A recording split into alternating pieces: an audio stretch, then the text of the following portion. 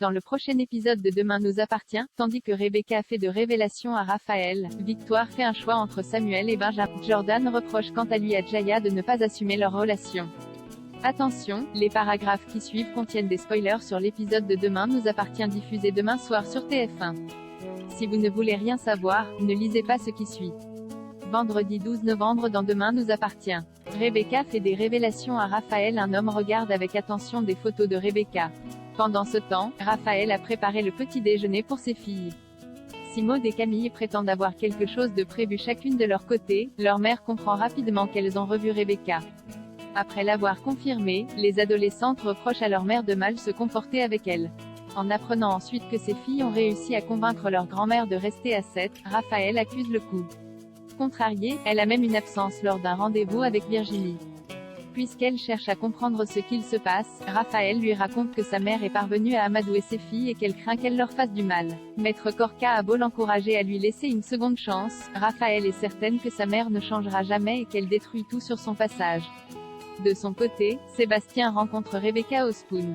Prêt à tout pour qu'elle quitte la ville, le procureur menace de s'en prendre si elle venait à rester. Ayant perdu 30 années avec sa fille, Rebecca a cependant l'intention de passer les 30 prochaines auprès de sa famille. Pour parvenir à ses fins, Sébastien fait alors croire à Barr que la chanteuse est une escroc et lui conseille de se débarrasser d'elle au plus vite avant qu'elle ne fasse perdre de l'argent à son établissement. Bien qu'il se soit pris d'affection pour elle, Barr prie Rebecca de le régler chaque semaine. Après l'avoir payé, elle se rend à l'hôtel et trouve sa chambre sens dessus-dessous. Elle découvre ensuite sur son lit un petit cercueil avec sa photo à l'intérieur et l'inscription « Salope » sur le miroir de sa chambre.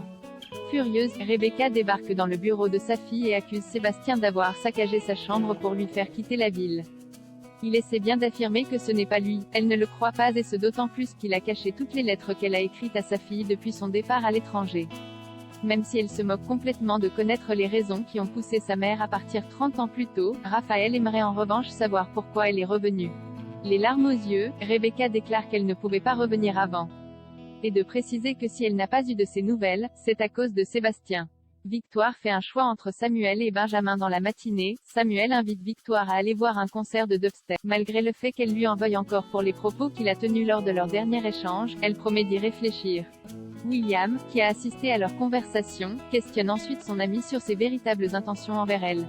Après avoir déclaré qu'il se passait quelque chose de quasi cosmique entre eux, le docteur Chardot précise qu'il est prêt à passer sur le corps de Ventura pour obtenir Victoire. Plus tard, Benjamin invite Victoire à dîner mais elle décline en expliquant qu'elle a déjà quelque chose de prévu.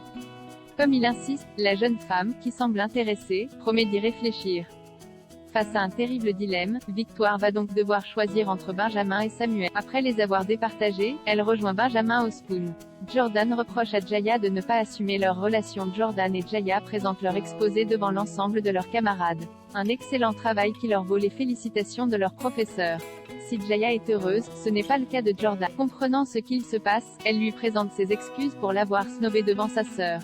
Dans la mesure où il est convaincu qu'elle n'assume pas ce qu'il s'est passé entre eux, le fils Roussel imagine qu'elle a eu pitié de lui. En colère, il lance qu'il ne se passera jamais quelque chose entre eux car ils sont trop différents.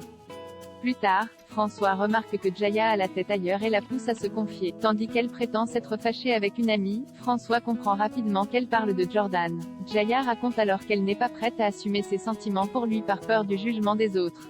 Pour François, elle devrait oublier les opinions des autres pour vivre son histoire d'amour avec Jordan. Au cours du dîner, la discussion tourne autour de Jordan. Au moment où elle a l'occasion de tout avouer à sa famille, Jaya se rétracte et va même jusqu'à dire qu'elle est soulagée d'avoir fini son exposé.